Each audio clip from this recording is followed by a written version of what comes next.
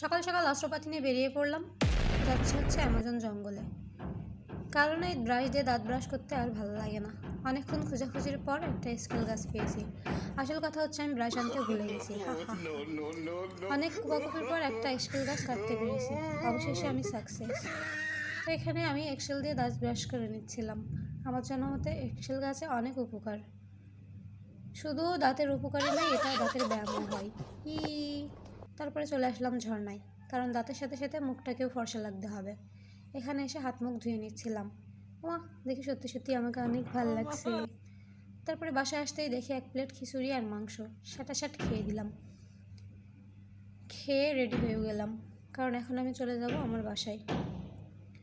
Ready হয়ে একটু ঢং করে নিচ্ছিলাম।